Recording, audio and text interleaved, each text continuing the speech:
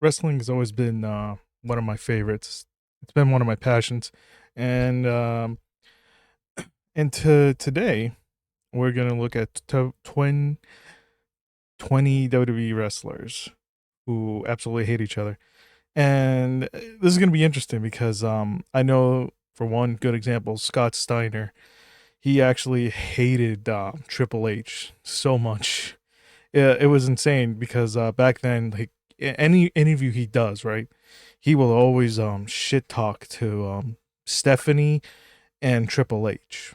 He would always like shit talk them, and and then he obviously stopped because his son, Braun Breaker, he doesn't want to ruin his relationship with that because he's seeing his his nephew accomplishing big things.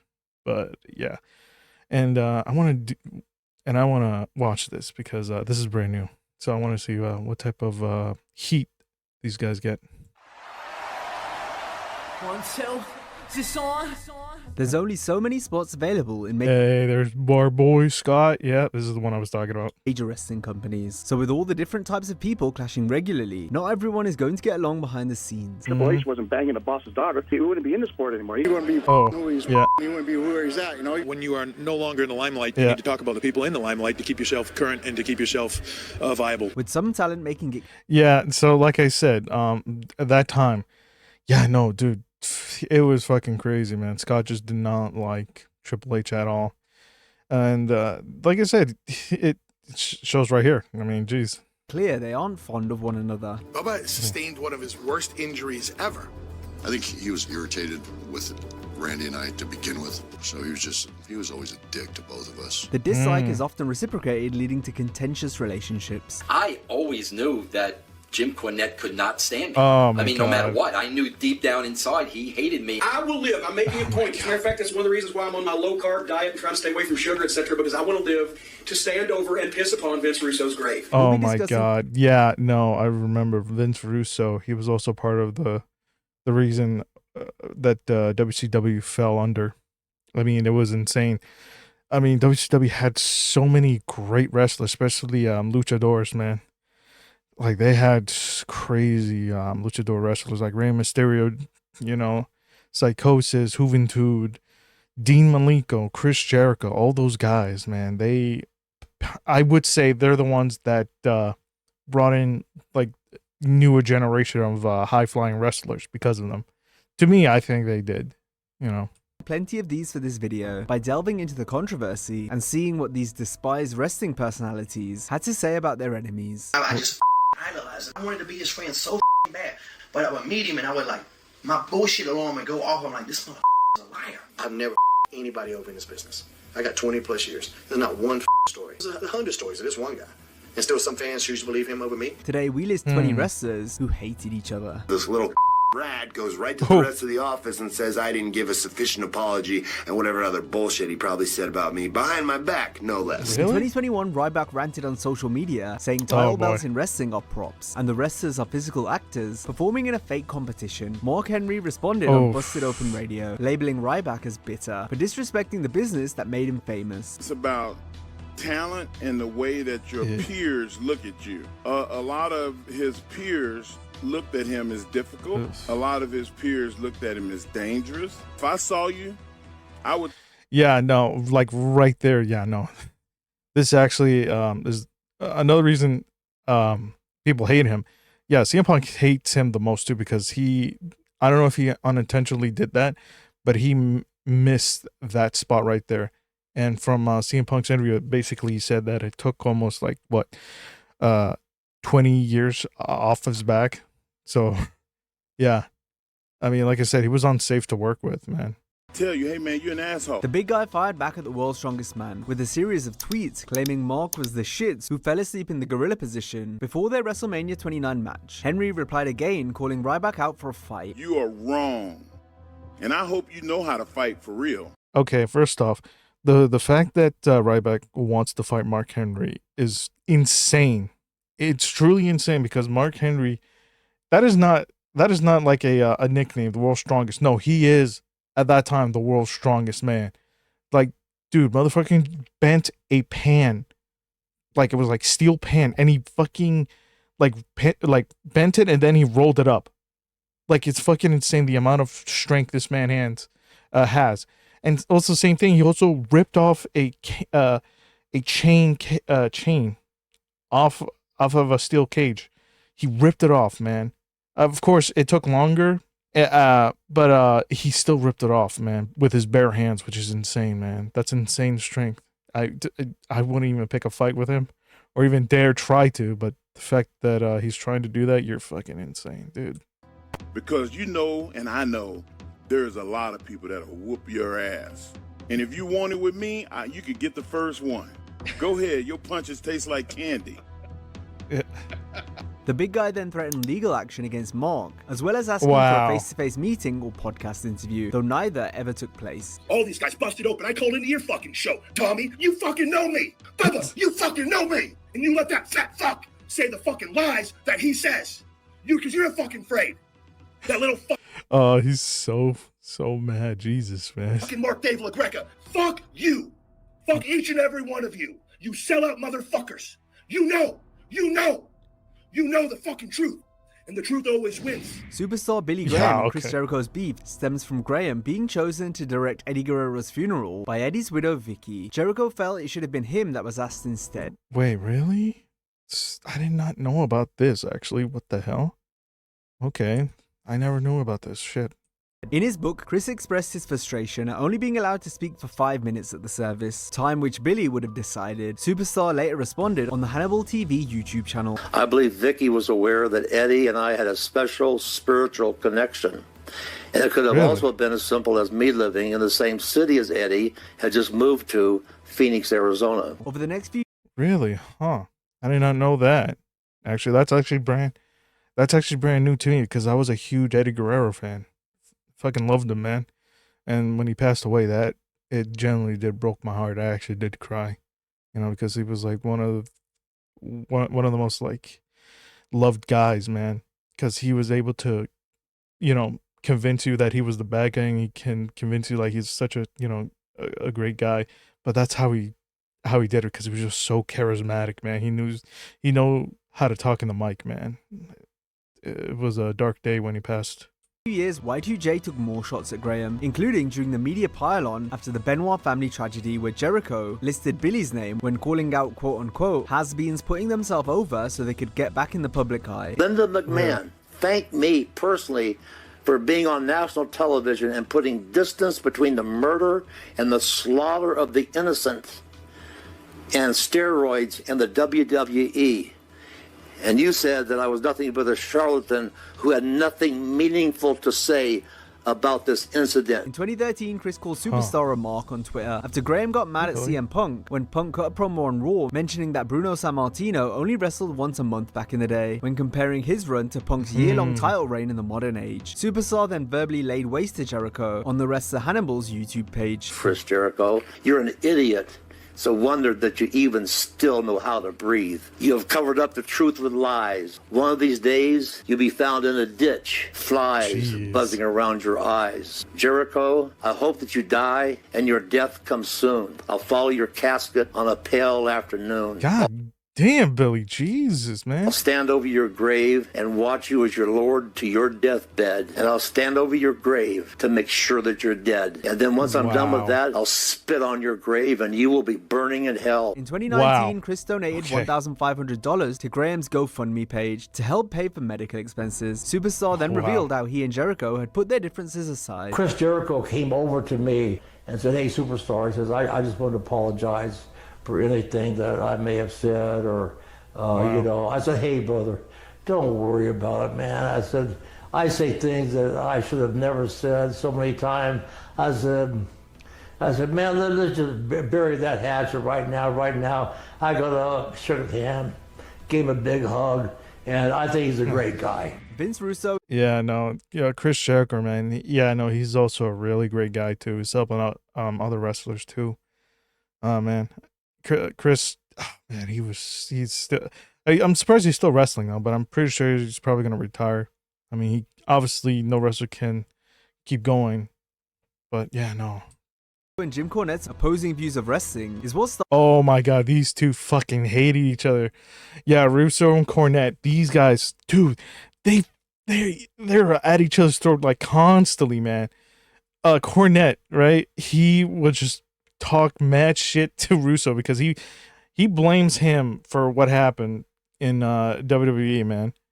I don't know, I can't remember what it was, but I do know, like I said, these two just hate each other. They just fucking hate each other so much. Started their feud back in the 90s when they had to coexist as part of the booking team in WWF. Cornette even took shot at Russo on television during one of Jim's promos on Raw in 97. And running the WWF, you got a whole office building full of Yankees from New York City that wouldn't know a wrestling match if it bit them. So they sit around all day listening to people on the internet, and the people on the internet wouldn't know a wrist lock from a wristwatch. Russo's infamous shoot fighting brawl for all concept caused a blow up between. Oh my god, yes, he was the one that made that Brawl for All. Oh Jesus. Oh my god, I forgot about that. He and Cornette due to its absurdity, especially when lower card. Yeah, if you don't know about the Brawl for All, yeah, those are basically they actually put in the wrestlers inside the ring and they actually try to beat the shit out of each other, and it was insane that they did that. Oh my god, man. Talent Bart Gunn was the victor instead of Steve Williams, who the Office previously had high hopes for. Bart Gunn's gonna be a star now. I want to kill you. I would like to just squeeze you until your britches are full and your eyeballs pop out.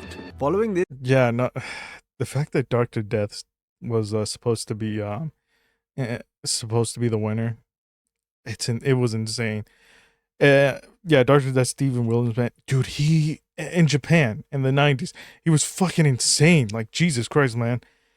Oh my god, man, those matches are just fucking, they were amazing, man. Vince continued as head writer, while Corny was off the booking committee a year later. He had the fucking two top box office attractions of the modern generation on a roster with a network quality television production and the greatest announcer of all time and unlimited funding behind him, and he was hot for 2 years, and he's been trying to recreate that ever since. The relationship completely spiraled out of control in TNA when they had to work with each other again, and just like in WWF, Jim was the one that ultimately had to go. In Jim Cornette's mind, whatever it is I did to get Vince McMahon and Dixie Carter to choose me over him was underhanded, was, you know, whatever, because it couldn't have been Jim's flaws, that he was very set in his ways and very difficult to work with. Yeah, that's the thing about Jim Cornette, man. He's still stuck in some of the his old ways because he still believes that doing the old way will bring back the audience. But I mean, yeah, no, it does work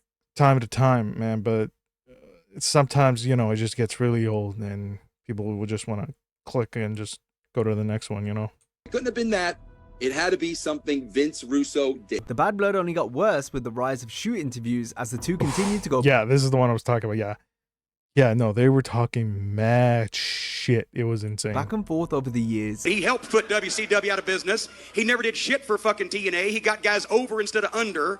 And he's been home more than he's been fucking working since then. So as far as I'm concerned, he's a flash in the fucking pan, and he deserves to goddamn stay home. Fuck. Jeez. From a creative standpoint, the numbers clearly dictate I was better than you. He's a northerner, I'm a southerner. He wants to be a writer, I wanted to be a booker. He's a Christian, I'm an atheist. He hates wrestling, I love wrestling. For you blowing out your knees when you fell off that scaffold because you are a mark who didn't know how to take a bump. If I could figure out a way to murder him without going to prison, I would do it. And that's true, I would. But I would also, if I could figure out a way... Yeah, that was insane. Yeah, this is what I was talking about. Jesus, man, Jesus. to fuck Pamela Anderson every day, I'd do that too, and I'm having no luck on that one either. Vince claims it's one-sided beef, saying Jim continues to take shots at him so Corny can continue his shock jock gimmick. I always knew that Jim Cornette could not stand me. I also know that Jim also did not like the Young Bucks at all.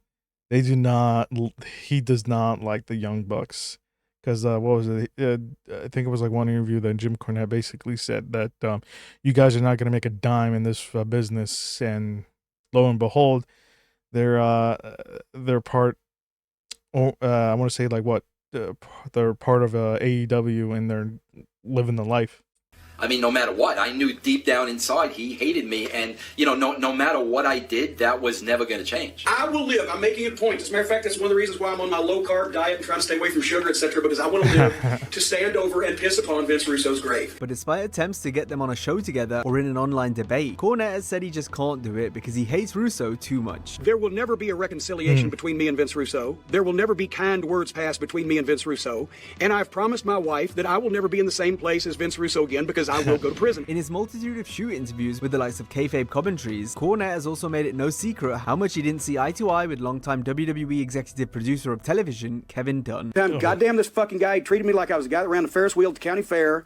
Ever since I'd fucking been there, the wrestling thing and the southern thing and the northern thing, and I was about fed up with this motherfucker. And we're not wrestling. And I don't know why you think we're wrestling. And Kevin Dunn goes, Jim, I find you tiresome. Yeah, I know, Kevin Dunn. Yeah, I also heard rumors about him. I don't know if it's true or not, man, but he was also the reason why there was, and before he left, right? Before Vince left, when that whole scandal came out, right? The camera angles that he chose was just fucking, it was just bad because he would go back and forth like constantly between like two wrestlers, right? If they were on the ground, it was just so bad, really. I looked at him, I said, you know what I'm tired of, motherfucker? I'm tired of them Bucky Beaver fucking teeth of yours. And I stand up and I say, and I'm going to pull you across this goddamn table, beat the fuck out of you. Over the years, Dunn rubbed numerous talent the wrong way due to being rude, dismissive, and generally unpleasant to be around. And I've always hated Kevin Dunn. And obviously he hated me. He's one of the biggest enemies of professional wrestling. Oh, dude, that's crazy. I didn't know Paul Bearer also hated him. Wow. The folks don't even know about. He is embarrassed by being involved in wrestling, and so he chooses to pretend that he is not in the wrestling business and doesn't want to have anything to do with it. Some have referred to him as a political bully. John Moxley wrote in his book about how he quickly got off on the wrong foot with Kevin in WWE and how they were never on the same page thereafter. Moxley had to apologize to Dunn and the production truck after mouthing a swear on camera at Extreme Rules 2013. Win the match, whatever. Ref raises my hand and I say, give me my fucking belt. Want me to go into the truck, like the production truck, and apologize to those in the truck because they had to hit the button for the 5-second delay. However, the apology was deemed unsuitable, something Kevin communicated back to the other higher-ups behind John's. What a fucking asshole, man. Back. You let me go through the whole song and dance while being completely phony, pretending to accept my apology, pretending it was all good and we were friends. Then 5 minutes later, this little cunt rat goes right to the rest of the office and says I didn't give a sufficient apology and whatever other bullshit he probably said about me, behind my back, no less. I could feel immediately a change in the air around me. I was treated differently. I was talked to differently. From that moment on, I think that's how I was viewed by WWE. However, I was described in the truck by Kevin Dunn that day. Fuck Kevin Dunn. Bubba Ray Dudley ticked off a lot of people in the locker room due to his attitude. Countless performers have said bad things about him, including Batista, who was critical of Bubba in his... Oh, yeah, no. Yeah, there's also some wrestlers do not like Bubba because in the back, in the locker room, he was a well-known bully too. It's kind of ironic because his name is Bully Ray. But yeah, either way, man. Yeah. Book. Their issues date back to 2003 when Dave's partner Randy Orton was injured during a flapjack spot where Bubba landed on Orton's ankle. This forced Randy to miss 3 months of action. As they're being loaded into, Randy's being loaded into the ambulance, Bubba comes and starts yelling at him, saying that he hurt him. I might have been yelling. Bubba got injured too that night. Bubba sustained one of his worst injuries ever. I think he was irritated with Randy and I to begin with. Just being that we're two big, muscular guys who are now with Ric Flair and Triple H. And I think he just hated it. So he was always a dick to both of us. In a 2008 newspaper interview, Orton called Dudley a fat, out-of-shape person with no work ethic and someone who left a bad taste in the mouth of anyone he was around. Randy later threw shade at Bubba on social media in 2017. Meanwhile, Bubba has said that Orton was a bad apple and miserable prick back when they worked together. In a 2020 interview with Chris Van Vliet, Bubba mentioned an unnamed wrestler he still has problems with to this day. Many fans believe this to be Randy. There is somebody in the wrestling business right now that I have a real gripe with. He said things that he probably should not have said.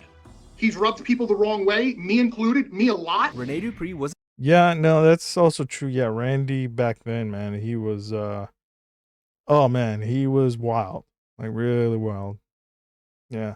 There was also the what was it? There was rumor, right, where he grabbed a diva's like bag or whatever it was, right? I think she grabbed her like her bag, right, with her clothes on, or a purse, basically, and then supposedly they said that he shit on it, on the purse inside, and that was like crazy.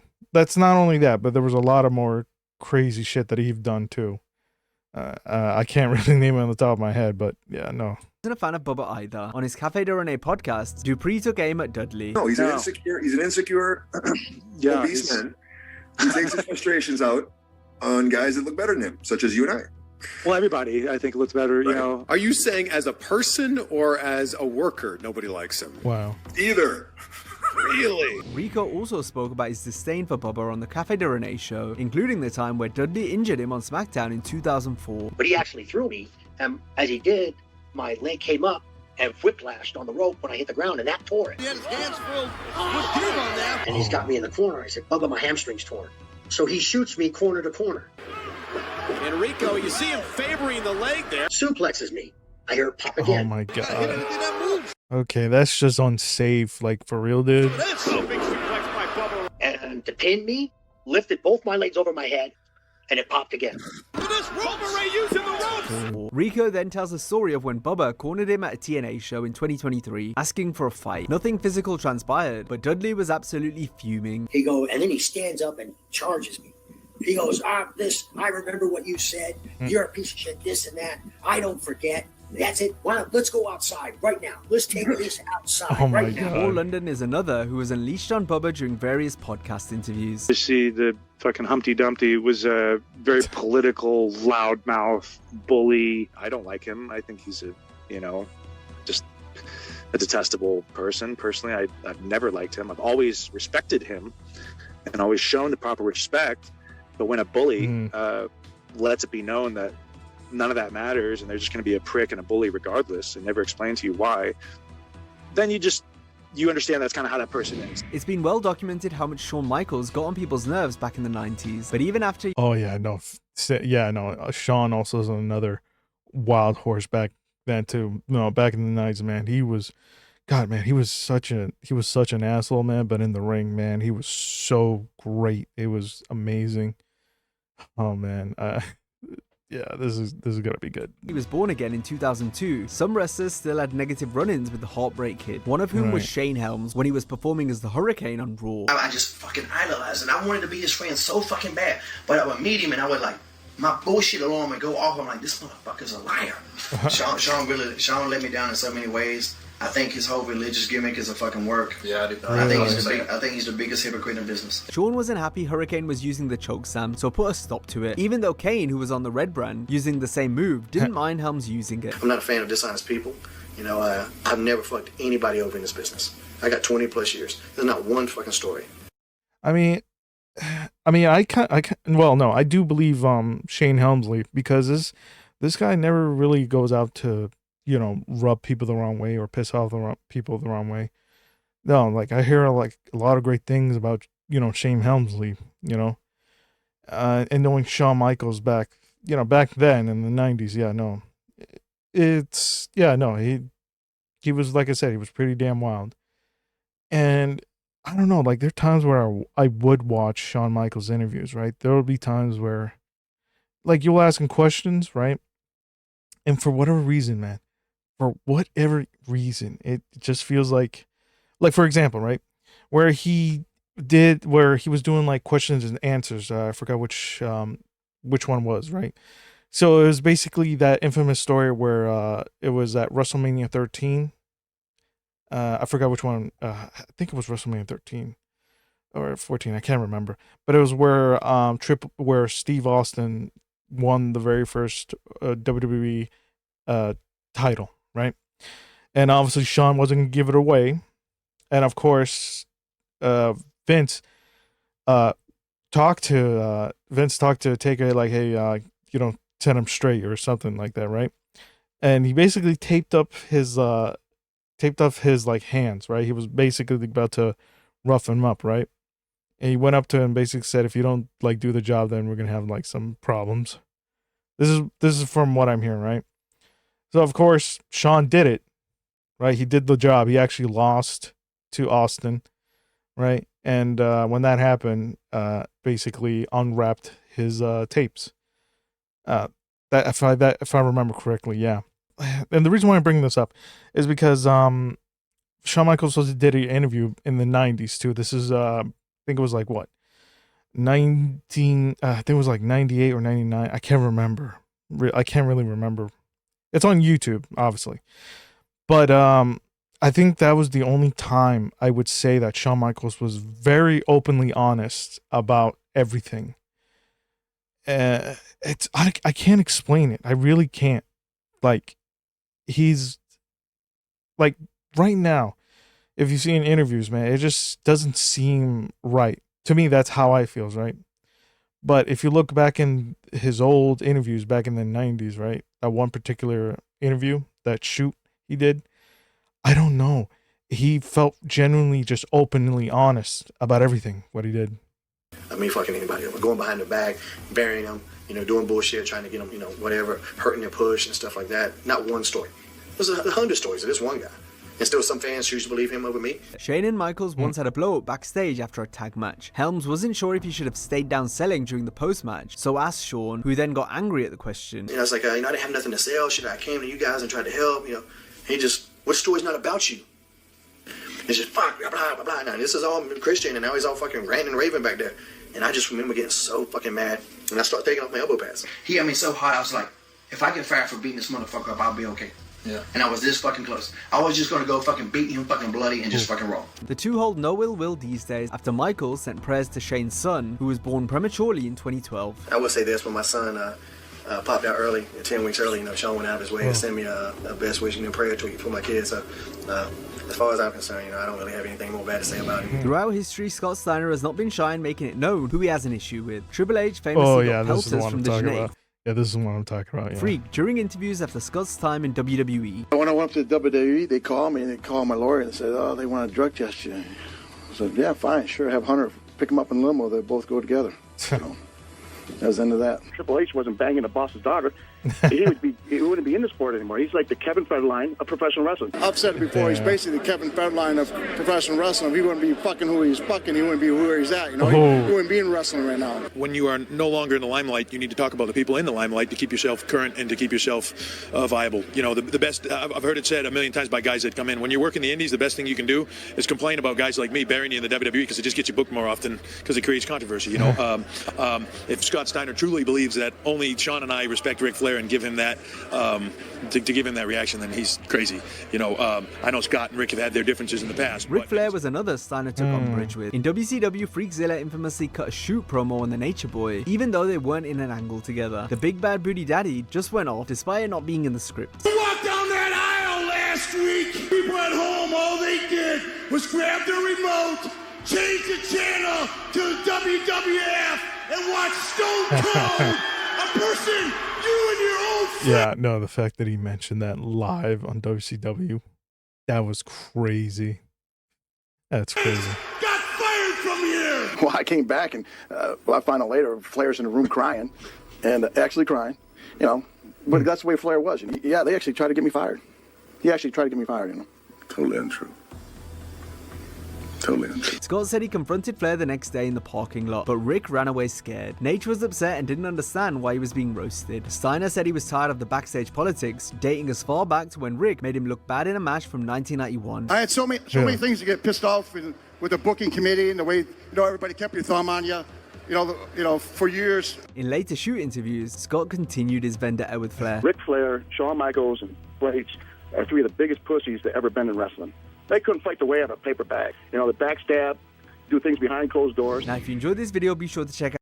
Yeah, no, that was insane. Yeah, oh, man, this just brings me back memories, man. Back then, I still love wrestling to this day, But yeah, no, man, that was just crazy. I actually no. What threw me off the most was got to be Jericho and Billy Graham. That's also the crazy part too. I did not realize they had that had heat with each other, involved with Eddie Guerrero.